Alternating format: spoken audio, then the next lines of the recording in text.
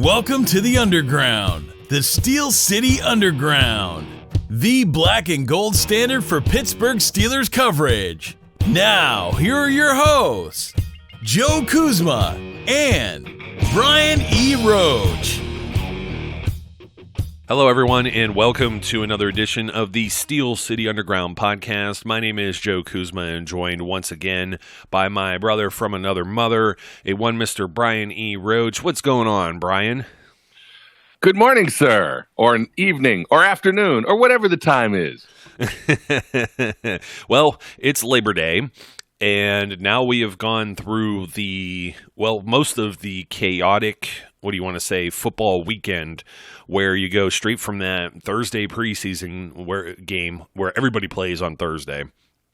Everybody has to make their cuts from 90 or 91, in the Steelers' case, down to 53 by Saturday at 4 o'clock.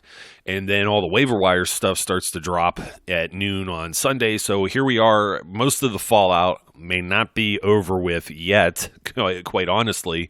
As we head into real football this upcoming Thursday, not the Steelers quite yet. They play Sunday night. And I know that there's been a few people tossing it around out there, even people I know, and you tend to forget, because usually the Super Bowl champion, they raise their banner and crap on Thursday, and I'm just so happy to, the Steelers have to be there to witness all of this. I just hope they kind of spoil the party for the Patriots. But before we get to all of that, Brian, we want to talk about all the roster moves, because for the most part, I think months ago, we nailed most of these from the very beginning. I think there's a few, maybe a couple surprises, maybe not that big a surprise on either end, whether a player made the 53 or got released.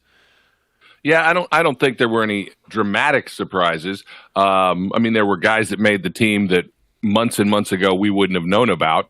But I think we were pretty much in line with what ended up happening. I believe so too. And you know what? I think I just want to go through the Steelers draft class first, and then I think we'll go by position and whatnot. But just based on who got drafted, we said, back when there was the draft, there weren't X amount of spots available on this team, and that's pretty much what ended up happening, with the exception of one or two players that may have come as a surprise, and we'll be speaking about them. I guess it'll be kind of hodgepodge together because you can't avoid talking about a few of them, but let's just, we'll start right off the top here. Okay, so the Steelers had, how many picks did they end up having originally? I keep forgetting because they had so many, right? 9 picks? 9 picks originally, and they originally had 10, so they used one in the swap with Denver, so they lost one there to get Devin Bush. Obviously, he was making the roster. Deontay Johnson makes the roster. Justin Lane makes the roster. Benny Snell, I know some people may be underwhelmed initially. He was playing behind, like, whatever offensive line. They just, hey, you grab a jersey, go out there, and you're expected to have those 5 guys in cohesion, which doesn't do a whole lot for the guy who's trying to run the football and find holes. So, patience is a virtue there with waiting for some Benny Snell football. I know we would have liked to seen it, but it didn't get to materialize for a number of reasons. Zach Gentry, tight end, big mammoth player, he makes the cut. We'll be talking about the tight ends here in a second. I may even lead off with tight ends because I'm starting to get annoyed with all the chatter that's out there. I understand it and I don't understand it from a different perspective.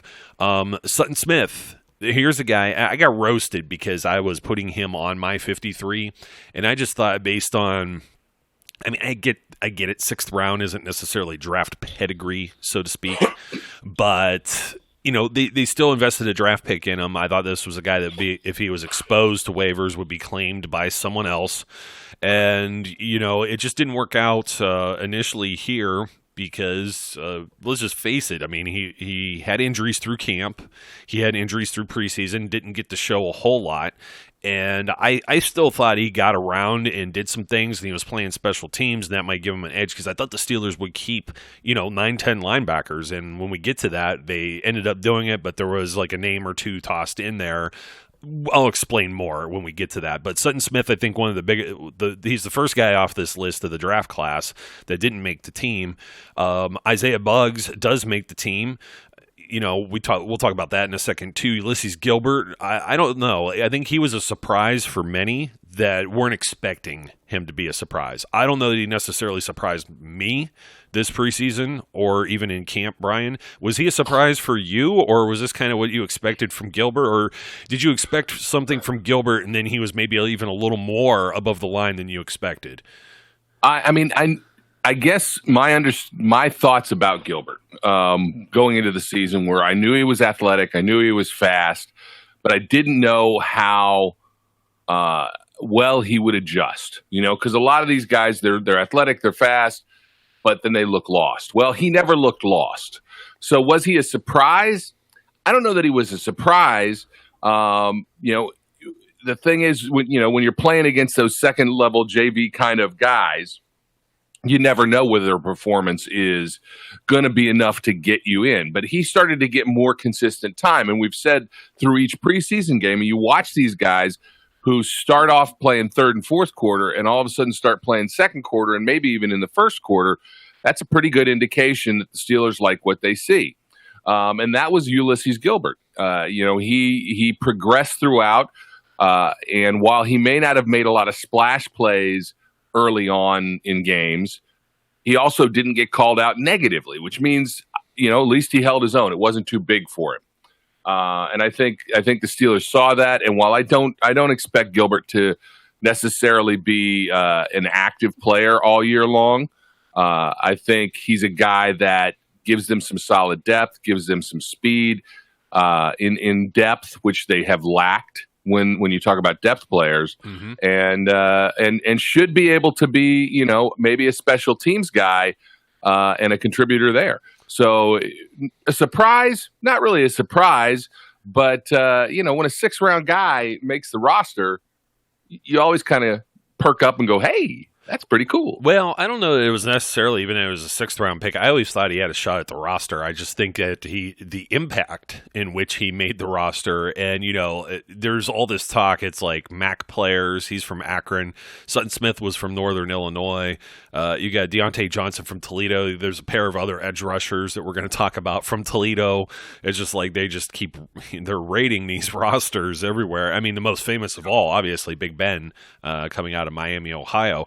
So the final guy here out of the draft class was offensive lineman, offensive tackle, Derwin Gray, who he kind of got bumped off, just a numbers game here, and we'll talk about him shortly too, because we're going to talk about the practice squad and what's going on there as well. But yeah, I didn't think that he's the low man on the totem pole, obviously 7th-round pick, but that's about where I kind of factored him in even early on in the process. We talked about whether every pick had an opportunity to make the team, and a lot of that had to do with the numbers game of how many receivers do they keep, how many offensive linemen, defensive linemen, and linebackers and secondary and all of these things. There's only, I think there's like a minimum number that the Steelers would like a ballpark figure. Let's say for linebackers, I think they usually keep about 8. I don't know that they've ever kept less, at least, in this 3-4 type or even hybrid of 3-4 type system in sub packages that they run, and that number fluctuates from 8, 9, 10. We talked about this just not too long ago, one of the other episodes, because we were discussing, GMs know this type of stuff. Well, the Steelers always keep, 9 linebackers, so this guy, and this guy could potentially be exposed, and so I don't know that they necessarily do that just to throw people off, but they're obviously going to build the roster to, be the best that it can be to win games. And in some cases, maybe a linebacker like Ulysses Gilbert gives you a little more incentive, gives you a little more of a benefit, even, on special teams. Well, if he goes and he forces a fumble on special teams sometime throughout the 16 games of the regular season, and they end up scoring 7 off of that, and that may end up winning you the game. That may be the difference maker. So, I mean, every little, what is it Mike Tomlin says? The minutia counts when you're breaking down the roster. Now, we're going to break down a whole bunch of stuff here, but one of the ones I'm going to pull out of here real quick is, were you surprised about the Hawkins trade? I know there was a lot of chatter about different things the Steelers could trade for, et cetera, and we'll be talking about that with the positions as well. But I didn't really know that he was much of a target or anybody else, that people were inquiring about him, I guess, so to speak. And I don't know where Tampa, they weren't like too low, I guess, on this waiver priority. They're like 6th, right? But they must have felt that the other teams ahead of them or somebody else might make a deal too that was behind them in order to get somebody, because their offensive line was in shambles. So basically Hawkins goes there and the Steelers get a 7th round, or they get a 6th rounder, and then they're shipping and they're also shipping a 7th or something as part of that package as well. Yeah, that was something of a surprise, because again, I think you pull that out and play it out exactly as it happened. The Steelers call up a couple teams and say, hey, we're going to release this guy, but if you're interested, give us something for him, because you may not get him on waivers, because I don't think anybody was calling them for Gerald Hawkins. He didn't have a great preseason. He played most of his snaps late in the game. He has had, for a guy who, really had a lot of promise, and Zach will talk about him and say he really loves, some of the skill set that he has, he just didn't get to put it all together. And that's unfortunate. A lot of injuries that he had in the first few seasons. And this season, he's still healthy. He made it through the preseason, but it's clear that, having basically 3 years off of football has had an impact, and he still hasn't put it all together. But the talent level was there at one point. So you can see a team taking a flyer and saying, yeah, I'll give you a 6th. And really, when the Steelers are giving up a 7th rounder back, and you're getting a player that could turn into a tackle, even maybe just as depth at this point, I get it. But man, you wouldn't have thought somebody was looking for Gerald Hawkins. So I think that the way that this probably transpired is exactly what you said. Steelers called a couple people, said, hey, we're going to release this cat. You want to give us something for him, so you make sure you get him. And they did it. And then, so they ended up getting something out of what I would have expected was just a guy they were going to cut.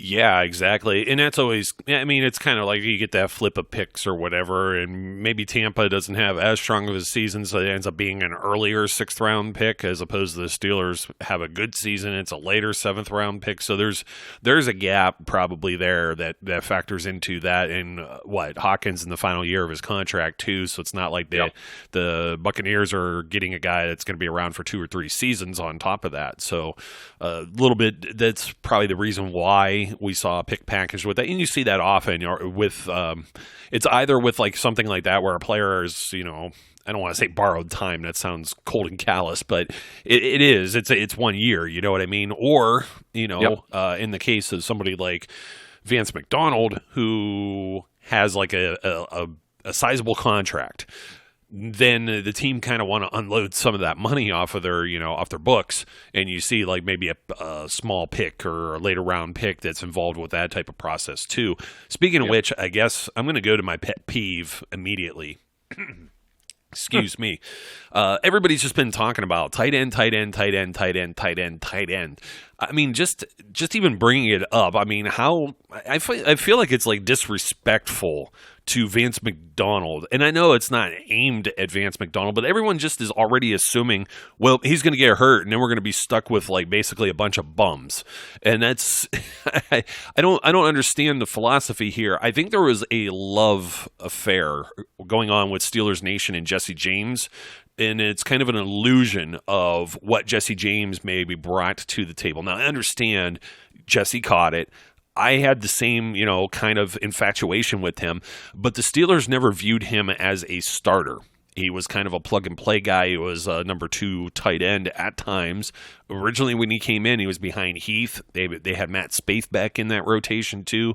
Both those guys retire. They try and replace Jesse with Ladarius Green. That didn't work. Then they bring in Vance McDonald. And that's the reason why Jesse kind of left. He knew he wasn't going to be a starter, and even the Lions take T.J. Hawkinson. So it just gives you kind of, and for what, Jesse James also got paid, I mean, God bless him.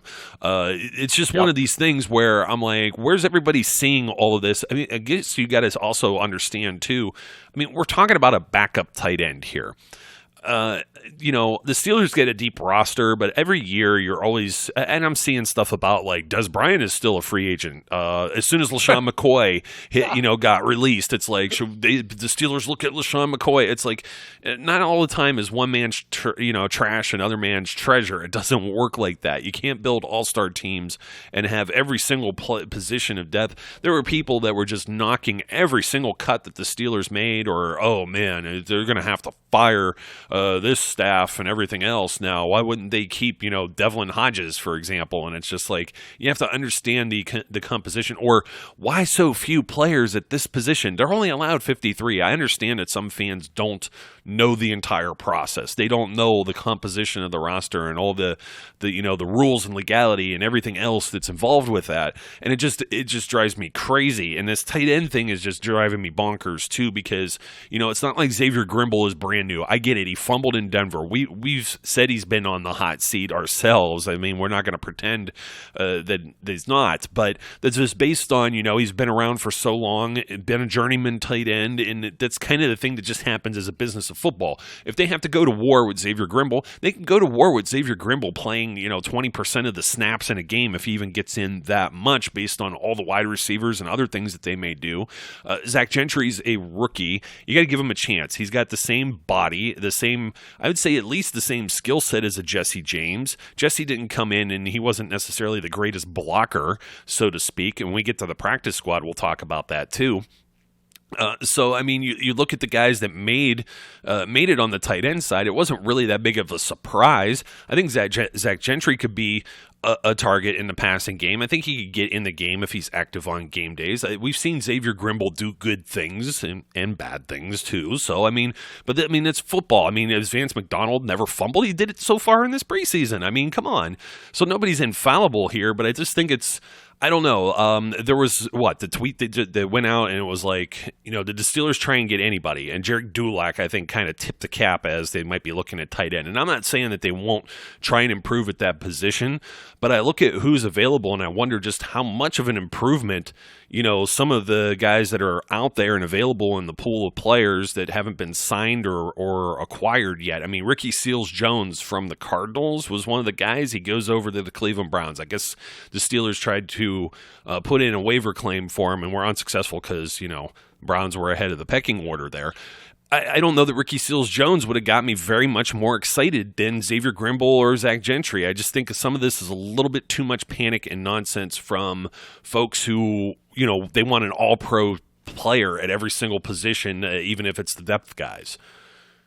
Yeah, I mean, I think that we tend to overreact to certain things. Look, I get the concern that Vance McDonald has never played a full season. Yes. I get that. So, and we've stated that. And yes, if he were to miss any extended time, that would be a hole in the roster, without a doubt. But he also hasn't missed tons of games. I mean, I guess, he missed 6 in 1 year. He missed 5. But, he played 15 last year. So I think, Vance McDonald's your starter, and he's a good quality starting tight end. And I'm not worried about it from that sense point. But I get the paranoia that seems to sink in when you talk about the tight end position, because once you get past Vance McDonald, you're uninspired. And the X-Man has done nice things, but he has done not nice things more so. Yeah. So he's one of those guys that tantalizes you with talent, but never seems to fulfill that promise. But he does enough to hang around. And it's not that he's a schlub. He's not a practice squad guy that's making the team, because of desperation. But, so he's certainly worthy of being on the 53-man roster, but he's just not going to be a dynamic, tight end for you. It just isn't going to probably be that way. I get it. Like I said, I get it. I understand it.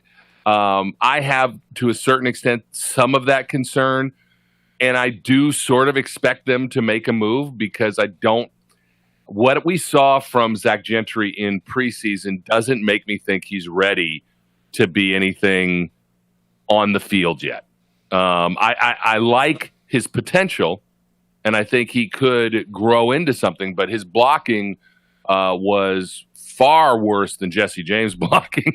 You think so? I mean, Oh, yeah, I was just about to ask you the same thing. I didn't think Jesse was ready when Jesse was a rookie either. He wasn't. He wasn't great, but he was better than Zach Gentry is at this point in their careers. And Jesse got better, and I expect Zach Gentry will get better. Zach Gentry will get to add some muscle to that frame.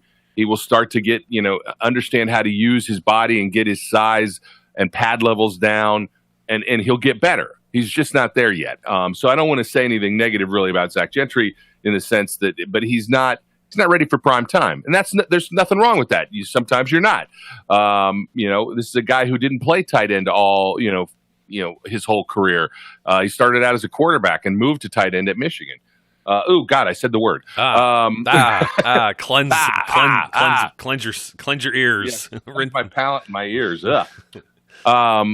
And so I get it. I understand the concern. I think with the wide receivers that we have, the ability to put in, an offensive lineman as the extra tight end if they need to, if they're trying to deal with blocking schemes or whatever, there'll be ways to get around it if Vance McDonald is out a game or two.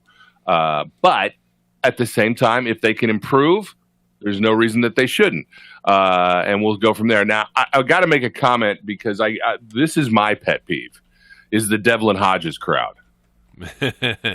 Yes, I'm sorry, all you Hodgesters out there. Hodgemaniacs. Hodgemaniacs or Devlinites, whatever you want to call yourselves. There was, and I've said this all along, there's no way they're putting a quarterback on the practice squad. It's a wasted slot. The third string quarterback does not get snaps. Therefore, the fourth string quarterback on the practice squad is going to be sitting around with his thumb up his butt. He's got nothing to do. Yes. So there was no way that Devlin Hodges was going to be sucked away on the practice squad. And everybody concerned that he was immediately going to be swept up and put on somebody else's practice squad. Guess what? That didn't happen either, because that wasn't going to happen. Nobody's putting a quarterback on their practice squad. And so I get it. I know that he was plucky. I know that he showed some stuff in the fourth quarter and third quarter of games while he was playing with a bunch of other guys who are out of jobs right now. So we get overreactive to these things. And I understand Josh Dobbs didn't look as good as he had, but the idea that, Devlin Hodges was going to overcome him was just not going to happen. So I think we need to let that go, and there's no reason to be calling for the firing of anybody because Devlin Hodges was cut.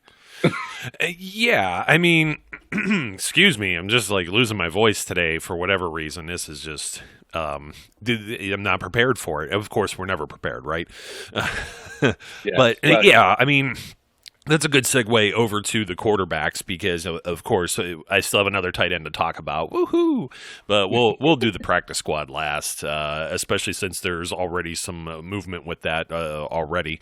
The quarterback thing, that's the thing. It was like with Josh Dobbs, and I'm sure everybody's going to be all over me about what I'm saying about Gentry. It's like, man, give the guy a chance, okay? Jeez. I mean, the same thing with Grimble. I mean, Grimble is he's a freak athlete. At least you could say that much. Whether it translates into anything else is just, hey, this is the best of the best. You know what I mean? The guy's been around the NFL this long. Give him some credit, at least a little bit. But, I mean, I had the snap counts. Hold on. I wanted to go back to tight ends, actually, for a second. Aside from the first game, week one, that Vance McDonald was out because he got banged up in training camp last year. That was the game where Jesse James plays 82% of the game. Xavier Grimble comes in for 26. He ends up playing Grimble does a couple of times here.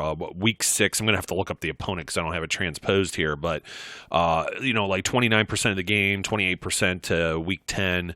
That may have been the Chargers, maybe, but you get into Jesse and McDonald's numbers, and the first number I'll say is Jesse James. The second one's Vance McDonald. So when Vance McDonald's healthy, it's Jesse James 55, McDonald 45. That equates to 100%. Okay, it was either basically one or the other on the field of play there. Almost the same exact thing. 65 out of 66 snaps was either Jesse James, Vance McDonald, week 2, 50%, 48%. Then it goes to like 44 and 62, 59 and 61, and even 70 where maybe they were both used, 56 and 38. Then it goes 43, 63, 59, 43, 25, 80, 64, 42, 49, 65, 52, 63, 34 and 36, week 15 against the Patriots. They didn't even play tight ends. They were running all those wide receiver sets. And then it was 23 and 45 and 34 and 60. So there were times where it was either one guy or the other that, Vance McDonald, I guess the point I'm trying to make here is if the Steelers make an adjustment where, they're not using both of these guys on the field at the same time. There are times where they are, but there are other times where they're just not on the field at all, or it's only one guy. And I think that one guy, you could probably slide. A lot of people are forgetting what Jalen Samuels did in college. I'm not sure if I, shot my take here on the show yet. But I'm thinking we haven't seen exactly how they're going to use Jalen Samuels, and if he ends up being like an H-back, he could contribute into that factor too. So I don't want to keep going on and on and on about the tight end things. Obviously they're interested. They wouldn't have put in a waiver claim for Ricky Seals-Jones, but if they don't do anything either, it's not like they didn't try. And they will look. They will definitely look and try and improve where they can. I just don't know based on the bodies that are out there.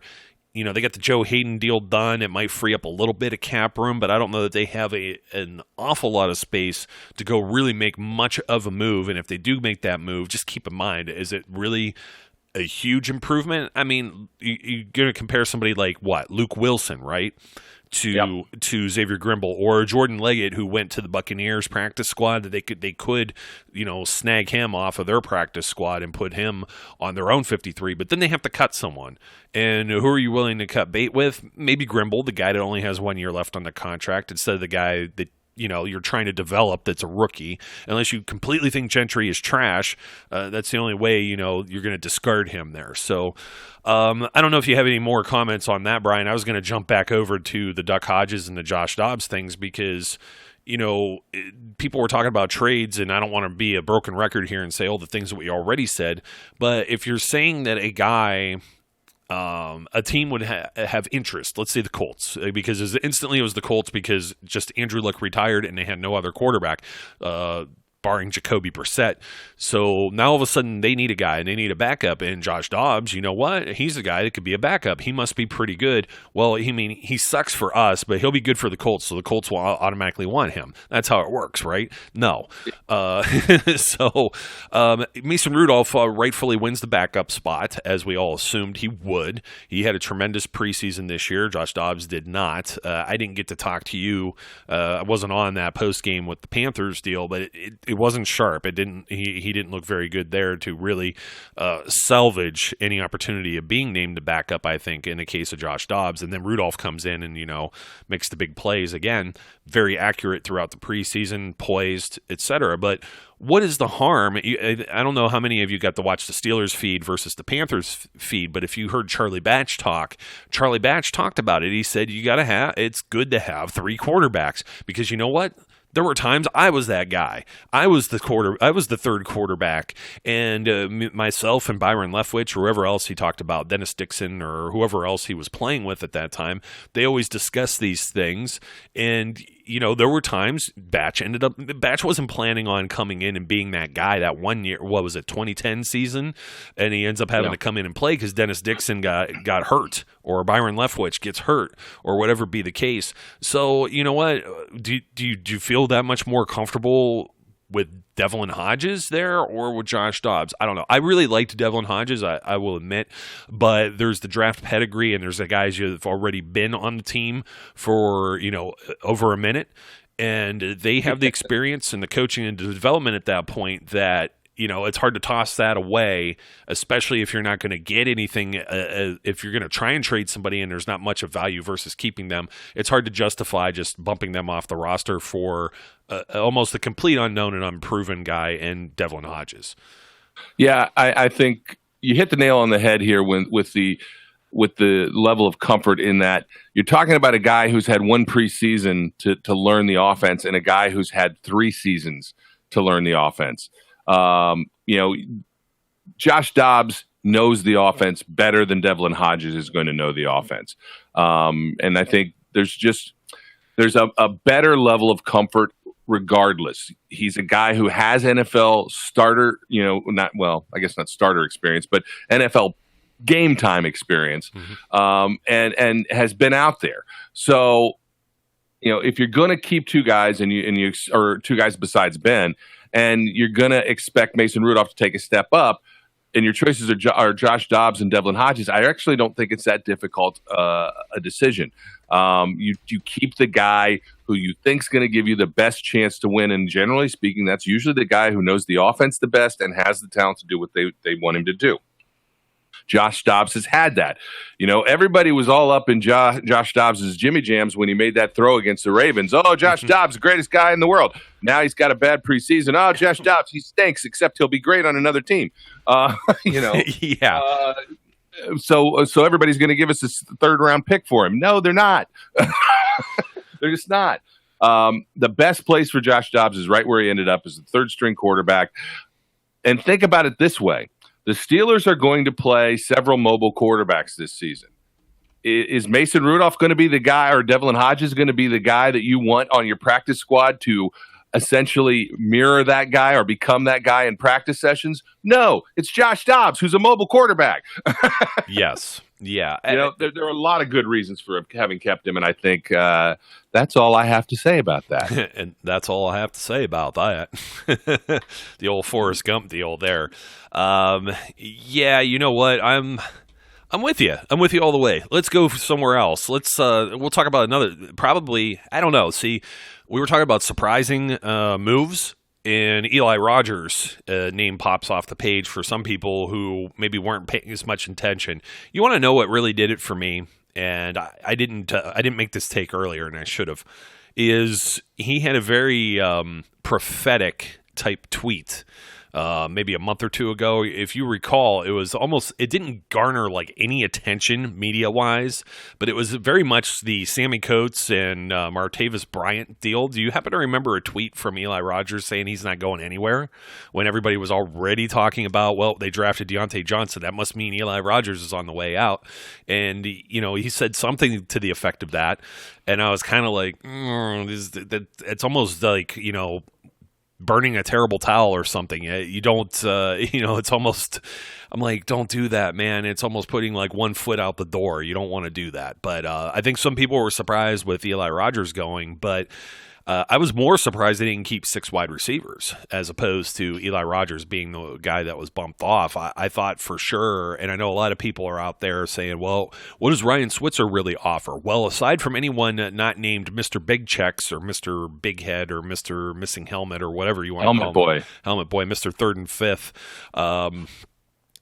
Aside from him, who else has been able to return the ball but a couple yards? I mean, I know Juju took one in the house against the Browns like a couple of years ago, but you don't want Juju out there returning kicks or punts or anything of that nature.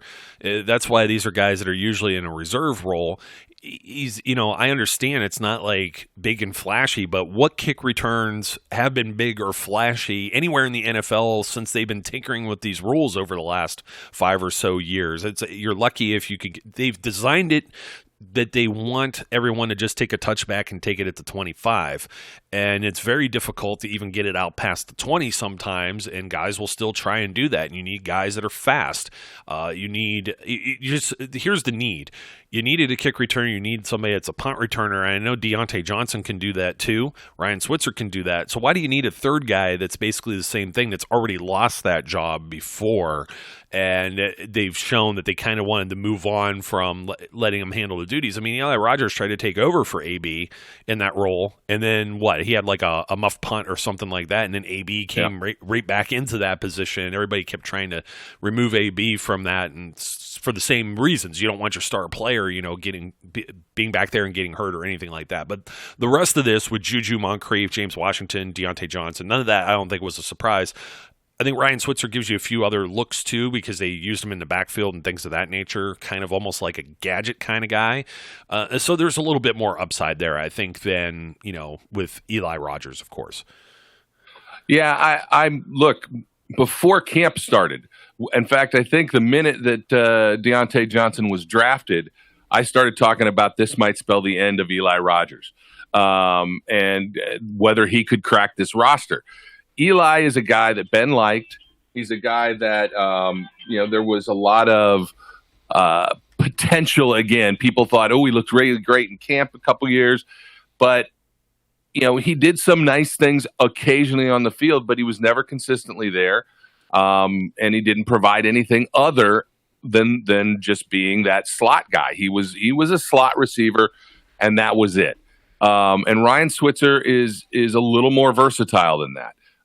Somebody gave us grief. I think Zach and I called us big dummies in one of the comments, telling us that it was Switzer who was on the bubble and not Eli. And I'm sorry, it just wasn't the case. I didn't believe it then. I don't believe it now. I thought if anybody was going to push, and if they were only going to keep 5 and anybody had a shot at pushing it, it would have been Deontay Spencer. But, I know, and again, there's another guy that there's grief about the fact because he had one 38-yard return, but he also had a muffed punt in one of the first preseason games. So that kind of washes out. And when you wash those two things out, what did he do? Nothing. So he didn't do enough. And, I know the Broncos snapped him up, but that doesn't mean he's gonna be on their 53. We'll have to see. And some teams are more needy at wide receiver than we are. Yeah, that's very true too, and they're one of them because Emmanuel Sanders was coming off, I think, an Achilles. They still don't know what they have with like Cortland Sutton and some of the guys on their reserves too. So. Who are we missing here? Running backs, I think, was pretty cut and dry. James Conner, Jalen Samuels, Benny Snell.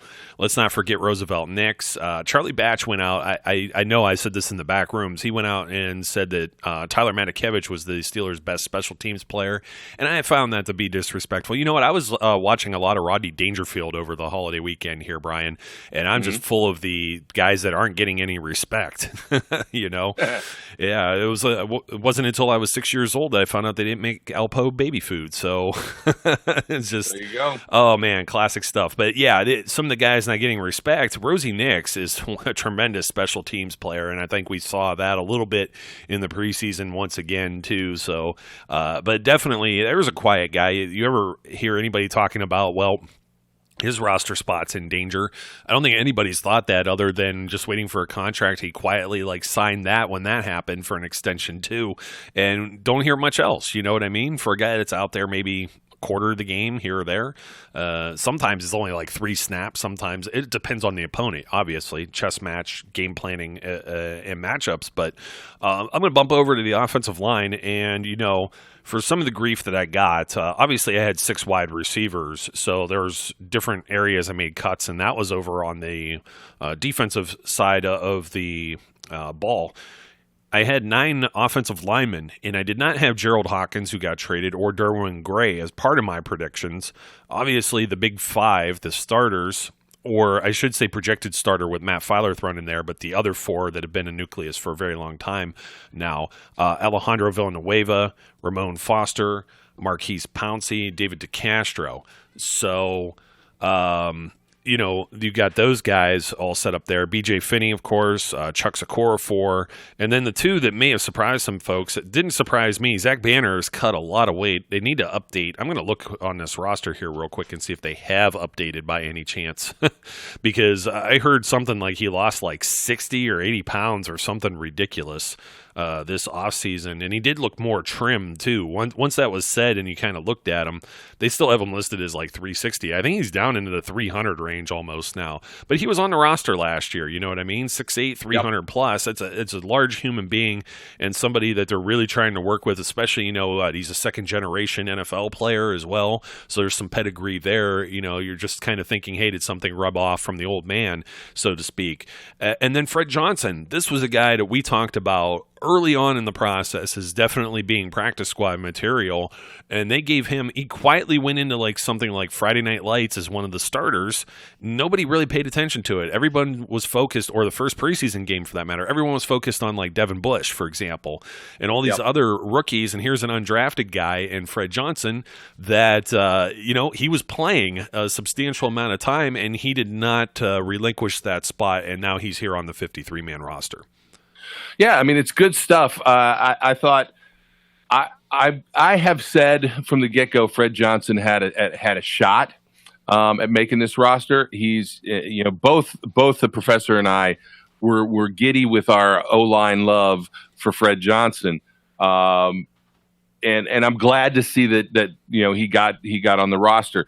And the truth is, it could have been Derwin Gray, but he just didn't show enough. And if you think of the outside of the starters, the offensive linemen who were doing the most, Fred Johnson was one of those guys. Zach Banner was one of those guys. Obviously, Filer, B.J. Finney, and then the rest of the starters.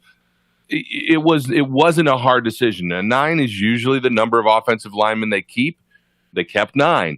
And I guess if you had to guess, Fred Johnson was probably the 9th of those guys. But it's a nice pickup. It gives him a chance to continue to grow, and it's a guy who has the potential to be Ramon Foster-like, an undrafted guy who comes in and becomes a solid, capable starter for many years. So I don't want to push too much on the kid, but he has that kind of talent. Yeah, absolutely. And, I think the professor's been on the show here talking about however many starts he made at Florida, right? Fred Johnson out of Florida. Yep. I'm always like confusing that. He has such the most common name, I think, of pretty much everyone on the roster here. Yeah. Aside from maybe Steven Nelson, kind of falls into that category too. But it's just like Fred Johnson. Which Fred Johnson? Go do a Google search on that, right? How many results are you going to get?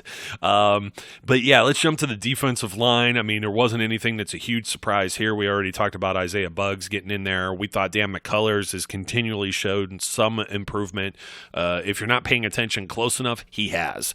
Definitely. Yep. He's definitely starting to look like a monster among men. At times, it still flashes, but he's not out there all the time either. He played substantially in that 4th preseason game, but I mean, again, it's the 4th preseason game.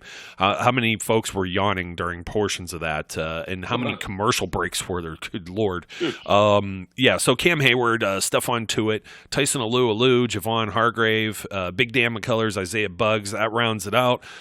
Go ahead, just say it. I know you want to say it about Cam Hayward, who actually said something about, they asked him about Devin Bush on the sidelines, and he was like, I hate to say this about Michigan players, so we're not alone in our bias there. But go ahead and say what you want to say about Cam Hayward, and we can move on to the other positions here.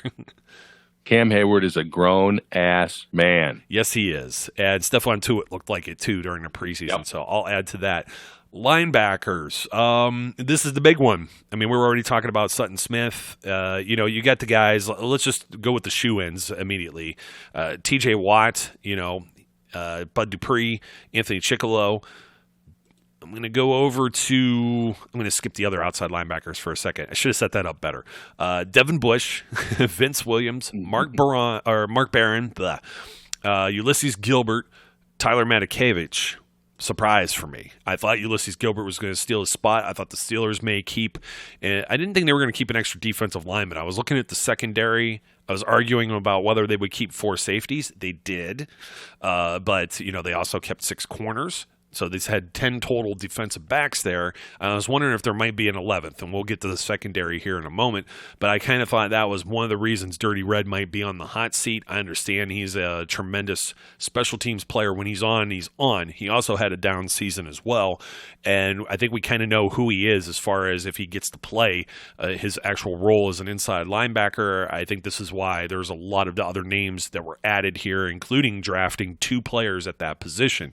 So he was kind of a surprise sticking to the roster as far as the inside linebackers are concerned with me, Brian. Now, Ola is the one that was kind of interesting to me because he posted something about a surgery, and we still don't even know quite what the heck happened or whatever. I guess it was something very minor, and he didn't really play in these preseason games, and that opened up some opportunities to where Tuzar Skipper shot out of a cannon, but he wasn't playing special teams, and that was kind of one of my arguments because we've seen guys like Howard Jones and others in the past that have had a lot of splash in the preseason, and that splash doesn't necessarily carry over to either the regular season or even making the 53-man roster in Hojo's case there. So I was skeptical about, like, what did they do here with Skipper? What did they do with Sutton Smith? What did they do with Ola? Does somebody go to IR? How many bodies do they keep? I was like, can they keep 10 linebackers? Where did they trim from? And I caught a lot of grief for the Skipper thing, but it wasn't. I was looking at the initial 53, and I am going to make an excuse here, and it's going to sound like I'm backpedaling, but I kind of thought maybe Ola goes to IR and then they go back around and sign Skipper. But there was kind of a lot of thought, too, that they couldn't expose him to waivers, and I totally agree with that, too. I think this is just kind of like, a damned if you do, damned if you don't situation with these guys, and you're gambling. You're taking a risk as to who you expose or whatever. But for the first time in a very long time, Steelers opened up last year with only 3 outside linebackers. Now there's at least 5 here on the active roster. So this will be interesting going forward. I don't know if these guys are going to get a lot of playing time, but they're at least going to get some practice and some development, which is going to be good. And Skipper got to play some special teams and actually, cracked someone in Thursday's game too. So I mean, he showed that he's capable or more than willing to put in the work there. It was kind of a mystery as to why he had or hadn't really gotten any playing time there, because most people know if you're a reserve linebacker, you've got to cut your teeth as a special teams player. That's where Vince Williams made his bread and butter for many years before he became the starter. Yeah, I think if you want to point at someplace that and someone in particular who knocked a 6th wide receiver off, it's Tyler Matakevich, and I'll tell you why. Professor and I talked about this after the post game for the last preseason. We had all been speculating on Dirty Red's demise, but he had a really good preseason. He made plays in special teams. He made plays when he was in on defense. He was solid, and he did more than enough to continue to warrant for a guy who's essentially a special teams captain, with maybe without the title, but is a leader on special teams to stick around. If you're going to keep him, you got to reduce someplace else. And I think that that's very likely the reason that they didn't keep, the extra wide receiver. Ulysses Gilbert and Tuzar Skipper, we kept saying at the end of that post game, I don't know how you keep them off the roster at this point. I don't know how you can not keep these guys. They'll never make it through waivers, either one of them. And they've done more than enough to make their case. And because Skipper played almost, I think, the entire game on special teams in that last preseason game, you got the sense that, okay, they're evaluating this. If he does well here, that is going to kind of seal him up. Because you're right, they gotta make their bones on special teams. In all likelihood, right? Our hope is that Ulysses Gilbert gets a year to develop and isn't on the field. He's practicing, he's inactive, because if Ulysses Gilbert actually does get on the field, it means somebody probably got hurt. And I don't know whether the same is true of Tuzar Skipper, though, because this is an older rookie. I think there's a chance that if they make him active in a game, he could see a snap or two, the same way Chicolo used to see them early on in his career. And speaking of Chicolo, there's a guy that both of us were wondering, because, again, unlike Matakevich, Chicolo's preseason was meh. Non-existent. Yeah. And I think, you know what you have with him. You know what his upside is. He's already hit his ceiling more than likely. But they did give him a contract to keep him around for a couple more years. I guess there's a comfort level there. But we'll have to wait and see how that transpires. Again, this is a familiarity issue. He knows the defense. He's been in it for several seasons. 10 linebackers is definitely eye-opening, though. But the big difference, I think, between 10 linebackers and going, okay, a lot of these guys are special teams, is the speed of these 10 linebackers. Take Tyler out of this because he's slow, but but he has the instincts though, and that's always been it's always been his key. He tends to be in the right place at the right time, and he really did. As I pay attention, especially even the latter preseason games. Yeah, I noticed. I wasn't sure because it's like those guys that jump off the page when Skipper comes out of nowhere. And you're not planning on, oh, man, we didn't know we had this in our back pocket. Now what do we do with other guys that we were, you know what I mean? And you start moving things around on the spreadsheet, the cards, the columns and things, the names move on the charts, just like on the draft boards, you know what I mean? And that was the thing that really got me when it came to that. Yeah, it was... You tried to figure out how they were going to make room for all these guys. And I guess the way they did is they decreased the number of defensive backs they kept from last year, and they decreased the number of wide receivers. What I was talking about with the speed is now you're talking about a faster special teams unit because these linebackers are fast guys. They've got, speed like everybody's fan favorite from last preseason, Matthew Thomas, who played gunner. On special teams at a time or two. So this helps kind of mitigate the loss of Darius Hayward-Bay and maybe explains in part why Jonny Holton wasn't initially on the 53. And I know we're going to talk about him in a second when we get to practice squad. Not to let the cat out of the bag or anything. Yeah. But this is an area to look at, and it's an important area for this defense. And all of a sudden, the Steelers find themselves with a good crop, especially at inside linebacker of backers. This is as deep as I think they've been in a while. Oh, absolutely. I mean, everywhere. I mean, on the defense, totally. Not only linebacker, which has been needed. I mean, everybody basically they had James Harrison around for how long? Because there was no other options, no other viable options. The defensive line, you saw what happened when Cam Hayward or Stephon Tuitt would get hurt, and all these things have been shored up. Ryan Shazier, ends up with the injury that happens, and it's like, oh, wow, what do you do there? And now, you think about this everywhere. I think that's kind of the panic mode. It kind of carries over into the tight end spot, and I think it's going to carry over into the safety position as we talk about the defensive backs here. They did keep 10, as I mentioned earlier, 6 corners, and I think a lot of people are questioning, Artie Burns making it. I don't think any of us really questioned it, and I mean, he really went out there and grabbed it. Like I said, he put his foot on the neck of that position and said, I'm taking this position. And a lot of people, I think, are, keep this in mind. Artie Burns is a backup now. They didn't sign Steven Nelson to the contract that they signed him to. They didn't just give Joe Hayden the money that they gave Joe Hayden for these guys to sit on the bench. Mike Hilton right now is entrenched as a slot corner, and Cam Sutton has been seeing time at that position. Even oftentimes in dime packages, Cam Sutton and Mike Hilton are on the field at the same time now that we've seen. Justin Lane is a rookie. We've seen good and bad. Justin Lane, slow start. He's improved throughout the preseason.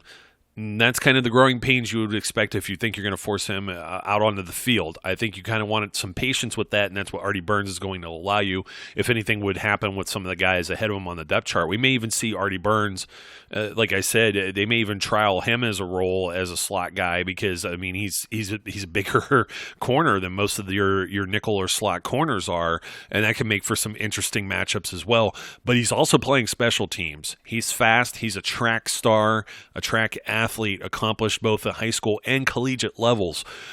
We saw, I still think unfairly against the Chargers, that he would have had a blocked field goal. Yep. I mean, these are the things that he brings to the table. Again, You think about that the referees are paying attention. Their eye glasses are wiped off and clean, and they see it the way that we saw it or wanted it to go, at least. It's like that changes that game right there. Maybe the Steelers make the postseason last year, and that's kind of the things we're talking about when you're rounding out the bottom end of this roster. That's the potential that Artie Burns has. Again, probably get some hate mail over it, but what are you losing? The guy is a first-round draft pick. He's in the last year of his contract. What else are you going to put there, in place? They have so many other corners. Brian Allen ended up getting hurt and pretty much cut, before that fourth preseason game. I don't know what else. I don't know what else you could do there at the corner position. Now, at safety, I was arguing whether they keep 4 or 5, and you think that they're a little paper thin there. We're hoping, Sean, for the best with Sean Davis or whatever. Sean Davis has been an Iron Man throughout the years, played all of these games. We know Terrell Edmonds is turning the corner. The big story, obviously, well, 2 big stories, both of these guys. I mean, Cam Kelly coming over from the Alliance of American Football and just basically jumping right into starter status almost, you know what I mean? Yep. Dimebacker and everything else. Big surprise. It's like a lot of these AAF guys, you almost heard it like constantly throughout the last broadcast of the preseason game, where it's like it was either, Griffey's, Ken Griffey Jr.'s son and Trey Griffey, or Vander Holyfield's kid was out there for the Panthers. If it wasn't that, you were hearing that these guys were playing in the AAF earlier in the spring, and that put tape out there and gave these guys some experience, and they were able to shine, a lot of them, on various teams, more than some of the undrafted rookies and whatnot, and they're getting a second chance at life in the NFL. And Cam Kelly really factors, I think, heavily into the Steelers' plans this season, and I had no doubts that he was going to make the roster.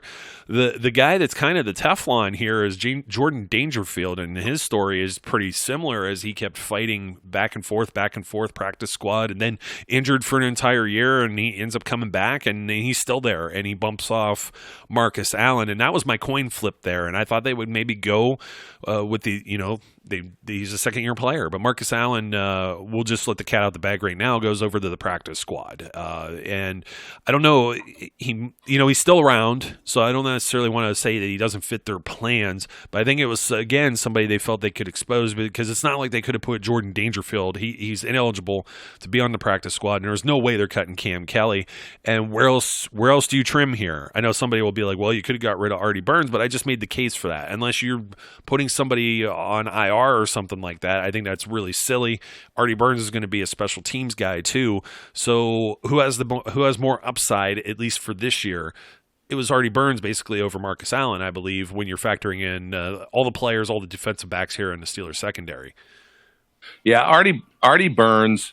I don't want to say Artie Burns came in and just blew the world away, because that's not what he did. But Artie Burns came in and proved that he could be a solid backup. He put, and that's the position he put his foot on the neck of, as you said. He is going to be the top backup corner, and he earned it. This is not we chose to give it to Artie because what else were we going to do? He earned the spot. He had a really good preseason. He played well in several games. He got his nose in on running plays. He was very good in coverage for the most part. Is he going to make mistakes and get burnt? Of course he is. Who doesn't? I mean, everybody does. Every corner in the league does. Nobody's perfect, but Artie had a really good preseason, much better than I think we would have anticipated. Yes. And in many ways, if you want to talk about who is the surprise of the preseason, it's Artie Burns, because he was a much better player than he had been last season. And I agree with you about Cam Kelly. I think he's another guy that just made it impossible for them to get rid of. He played well enough, and as the kind of guy that they could actually use on the defense, as opposed to just sitting around being a backup or being on special teams. And if you toss this up, who you would rather see out there as a secondary backup at safety, Cam Kelly or Jordan Dangerfield? We've seen what Jordan Dangerfield does as a starting safety. I don't want him out there. I'm much more comfortable with Cam Kelly, but Jordan Dangerfield is another special teams guy, a quality special teams guy, and who can at least give you some input as a dime guy if he needs to be, or a hybrid. That's the thing about this, is Mike Hilton playing some safety spots. It's almost like you have a half corner and a half safety there. It kind of ups you up from being 6'5" or 6'4" to 4.5. I don't know what the heck the numbers add up to. 11D. Whatever. Yeah, 11D12. But that's it. He kind of splits the role, so you sort of have 5 safeties and 5 corners. With 6 corners, I guess it's a little different, but it's not bad. Now, then there's some speculation. Justin Lane may go on IR if he's still hurt, but I think he played again in that preseason game, so I don't know how badly he's actually hurt. Yeah, exactly. So I think that's just speculation. And when you look at what they had last season with Artie Burns coming in as a starter, Cody Sensabaugh, and this is again an improvement over where they were. So I think that's a good sign. And Marcus Allen going on the practice squad, not terribly unsurprising. He didn't have the best preseason. He played okay at times, but was sort of a non-factor.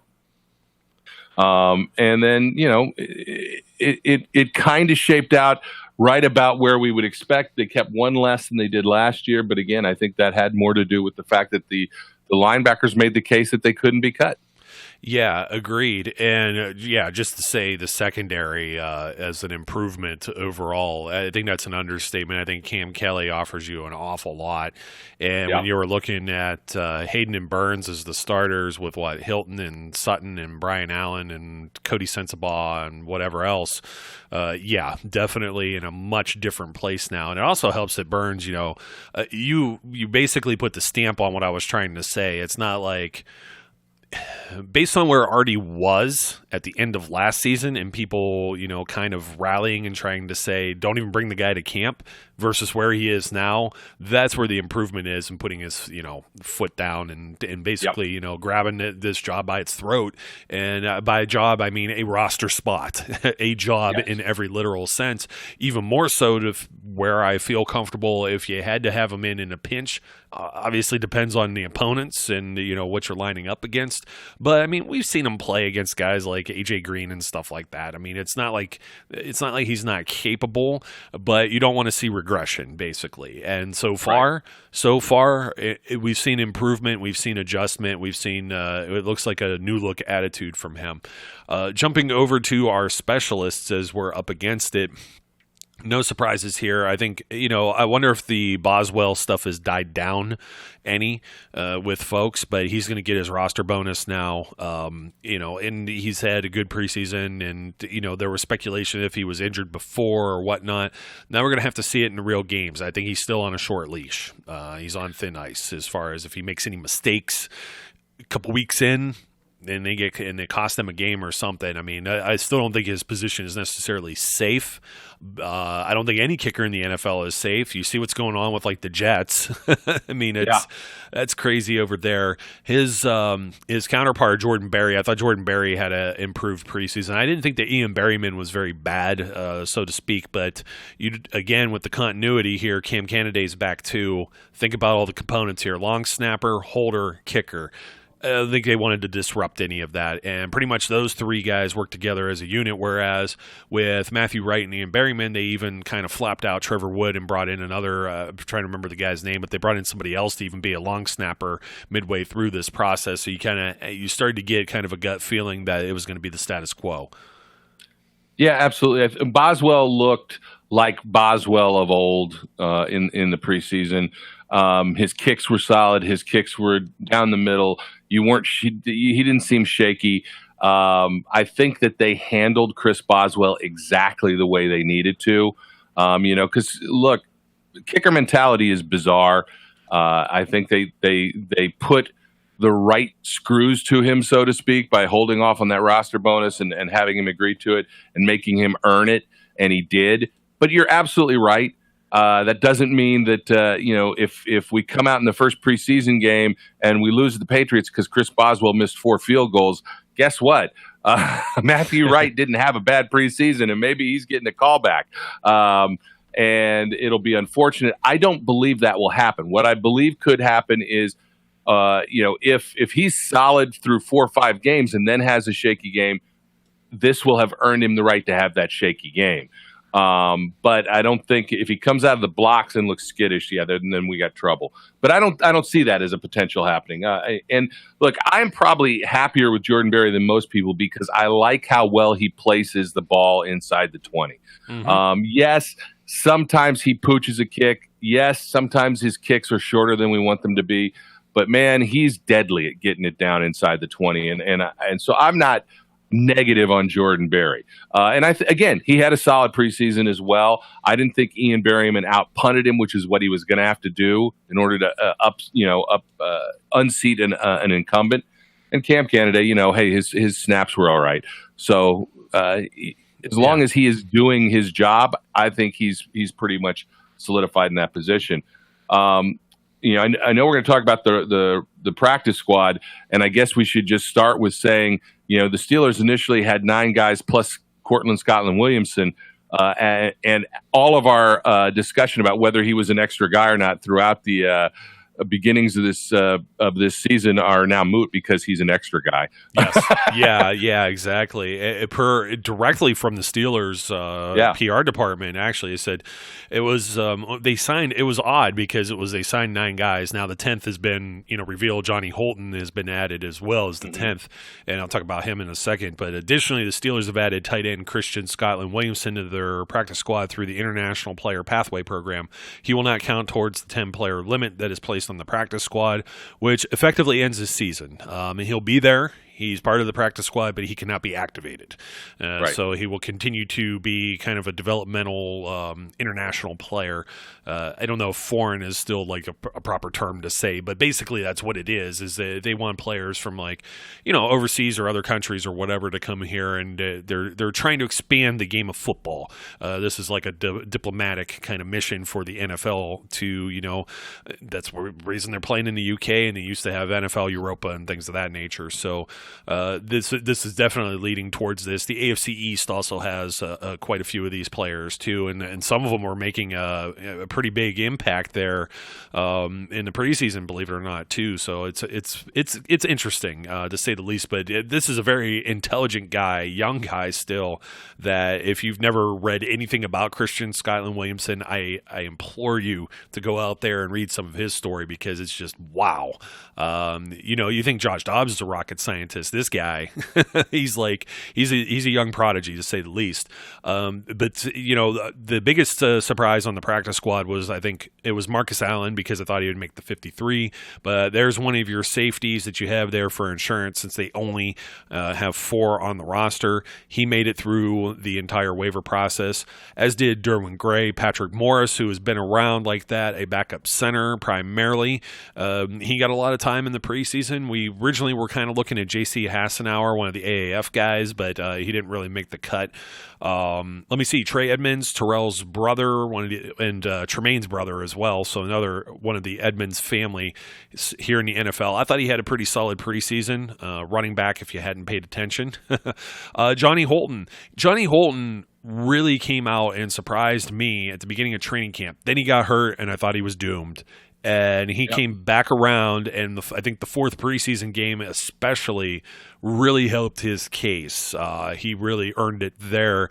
I still thought he was more of a bubble guy, and as much as I loved Deontay Spencer, again, how many players of the same mold are you going to retain? And I think this is the reason why Tevin Jones is still there as well, because they're larger, fast guys as opposed to one of the smaller style wide receiver that they had already had with Switzer, Deontay Johnson, and then of course with Eli Rogers being released. And Spencer didn't make it through. I don't think he didn't actually make it through the process, did he? No. Through the waivers, he was just flat out claimed by the Broncos, right? Yeah. Okay. So. I think they were maybe they were hoping he would come back around through there, but he didn't make it through. Trey Griffey was another guy I thought maybe was on that radar, but who was on the actual radar? Kevin Rader. From my guy from Youngstown State. Hey, I said he was the blocking tight end. Here it is. This is the moment of truth here. They absolutely need somebody that needs to go out there and knock some heads. he may get an opportunity. It's not to say that he might not get bowled over too, but he earned his spot too, as far as making this practice squad, and he did it from just being probably maybe the most physical of the tight ends playing out there this preseason. Henry Mondow, we saw with the defensive line, that was somebody I had pegged as Robert Spillane, who also he kind of murdered a running back. Was it Holyfield? Did he knock out Holyfield's kid? Was that who it was? Yeah. That may have been who it was. I think there was like a corny joke there from Pompiani or Batch on that game. Trevon Mathis, cornerback. We already mentioned Marcus Allen and CSW to round out all 11 names. So, it's very odd because usually I don't predict like a practice squad. I think it's just very difficult to do. And the way this roster was structured this year, I've got like 7 of the 11 guys like right on the money, and even down to the positions where there was 2 wide receivers. The only thing I didn't have was an extra safety, and that was just because of the numbers game there. I had a safety instead of a corner in my projections there, and then an extra linebacker other than Spillane. But Spillane's an inside linebacker and not an outside guy or an edge guy. So it's just freaky because that's just a complete shot in the dark when you're making some of these projections, and just based on the way things kind of played out and how deep the Steelers roster is, almost nailed it. Just not trying to pat myself on the back, but I think it just gives you an idea of just how much depth they had in talent at many of the positions this offseason. Yeah, absolutely. There really wasn't a lot of surprise. I mean, if you're going to cut Marcus Allen, you're cutting him probably I don't think they were ready to give up on him. So you're cutting him to put him on practice squad because he was practice squad eligible. Again, hoping that he gets through waivers. He did. I think that they probably cut Deontay Spencer, hoping he'd get through waivers. He didn't. And maybe, they wanted to look around because the Jonny Holton signing was late. It actually occurred today, I think, while we were doing our show, and that's a little indicative of maybe not knowing exactly what they wanted to do. Maybe they're looking at tight end, and they were going to need that spot for somebody that was on the roster that they were going to have to cut, maybe like a Zach Gentry, or maybe they thought they could find somebody else that they wanted to tuck away in the practice squad. I don't know what the reasons were. Maybe it was a negotiation because, you can pay practice squad guys more money. Maybe Jonny Holton said, I want more money. I don't know. But that came down today, which solidified the practice squad and pretty much set this roster. Does it mean that that's the end of things? Who knows? You never know. These guys are always going to try and improve, and we'll see what happens. But I think this is a solid roster, and I'll bring it up now since we haven't. And I'm congrats to Joe Hayden getting his contract extension. And, of course, everybody who was clamoring for it, now Steelers Nation is like, oh, this is a terrible idea. Yeah. Come on. No, it's not. It's not. I think this is good. And remember, just because they've signed him to 3 years doesn't mean he plays all 3 years. If Joe Hayden, does a Revis Island thing where all of a sudden he just stinks, then they'll deal with that at that time. But right now he doesn't, so that's all good. And there's no question he's in the fold. Probably ends his career as a Pittsburgh Steeler, which is a good thing. So congrats to Joe Hayden. It makes me happy. To make sure he's set, and if nothing else, he's a guy that for guys like Justin Lane and Artie Burns, still having a veteran of his caliber in the room, nothing but good. Yeah, and what's that? That takes him through 2021, and he's currently he's 30. So I mean, he's starting to get up there, but he's a cornerback one. I don't think there was ever any mistake about that. That's the kind of guy that everyone was clamoring to. As soon as you saw the news, this was one off of the scrap pile, so to speak, at the end of these type of processes with the preseason, and everyone gets cut and released, and there's a bunch of guys that are out there. As soon as Hayden's name hit that wire, it was like, go get him. Go get him. And, there's always going to be the skeptics, but I think the Steelers defense is far better with him on the field than without. Yep. So needless to say, obviously congrats on getting paid. So, and, we're very excited to have him here for the duration, maybe even beyond that, but we'll see. Obviously we're getting ahead of ourselves there. That's a lot of football still left to be played in terms of that, playing out his contract and whatnot. So anyways, way over time here. Sorry, but we do appreciate everyone who's hung in here and even heard us talk about the practice squad. So, football's around the corner. We'll have our preview coming up later this week when the Steelers are going to travel to Foxborough, which is spelled like two different ways for some reason, to take on the New England Patriots. And they raise their banner and all this other garbage. And we'll be hating on that and telling you why the Steelers are going to win that game in an upcoming episode later in the week. Brian, thanks once again for joining me today. Always a pleasure. I know that I can't express my giddiness and happiness that real football is just a few days away. Yeah, absolutely. And I'll be watching like all of it until I'm not. So yep. We shall see. And we also got to get the Steel City Underground Fantasy League going, which should be quite interesting in and of itself. So aside from that, folks, don't forget to like, comment, and subscribe if you're over there on YouTube or wherever else you may be listening, iTunes, Google Play, etc., etc. My name's Joe Kuzma. His name is Brian E. Roach. Until next time, we encourage all of our listeners to be safe, be good, and we'll catch you later. We would like to thank you for listening and remind our listeners to follow us on social media and our website, www.steelcityunderground.com.